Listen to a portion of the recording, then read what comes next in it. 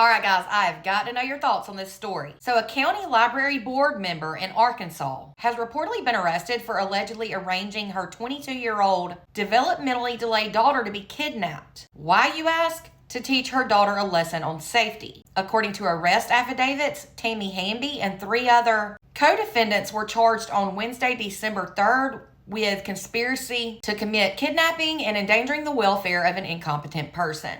Reportedly, Tammy's husband is not facing any charges currently. His name is Jeffrey. But he told news outlets that he was allegedly not aware of the kidnapping plot until after the fact, but he did complain that his wife was arrested. He didn't agree with it. Jeffrey reportedly said that he and his wife Tammy are trying to teach their daughter that there are people who will hurt her, and instead of police helping them with this matter, they arrested his wife. He said he will spend every dime he has in order to help Tammy and the people who are trying to help his disabled daughter. It was said that despite Jeffrey claiming to know nothing about the kidnapping, he did know a lot about what led up to it. He described what led up to it to news outlets and said the kidnapping plan was just a warning for their daughter. Jeffrey said that for the past 6 months, his special needs daughter has been affected by an online predator who has developed a trauma bond with her and has complete control of her. He said his daughter believes this person is the country singer Luke Bryan and that you can't tell her otherwise. Jeffrey said there were 2 young men doing this that his daughter Jamie did not know, who were pretending to be Luke Bryan, and that they came to pick up his daughter one day because they had arranged that. He said the first words out of Jamie, his daughter's mouth, to the 2 men were, "I thought it was tomorrow you were supposed to be here." And the 2 men literally said, "Sorry, Luke sent us today. It's now or never." He then said she got in the car with them, with her guitar and her teddy bear, and went with them willingly.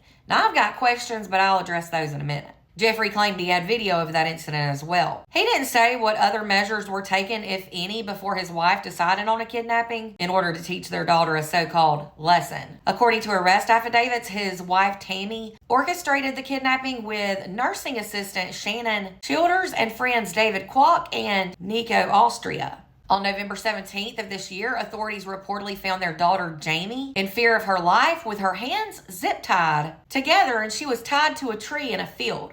It was said she was just clinging to her teddy bear. She described to police what had happened. According to reports, the Crawford County Sheriff, the local sheriff, recused himself of this case because he reportedly has a personal relationship with the Hambys. The local chief deputy reportedly questioned, however, how the Hambys would consider what they did to their daughter a lesson. He said, how would she understand, and how would she tell the difference between reality and a prank? He further said, I don't see how you could teach anybody anything through trauma, especially a crime or kidnapping, and that it just doesn't make sense. Reportedly, Jamie, the daughter, was eventually placed in protective custody by the state. Tammy was given a $125,000 bond, while her 3 friends who participated in the kidnapping were each given $25,000 bonds. Reportedly, Tammy has since resigned from her position with the Crawford County Library Board. That was a week after the incident took place, and she reportedly wrote in her resignation letter that she was moving out of the county. Okay, so what are your thoughts? Was this reasonable? Was this a lesson to their daughter? I don't agree with it at all. There are other ways to teach your daughter a lesson other than putting her through something horribly traumatic like this.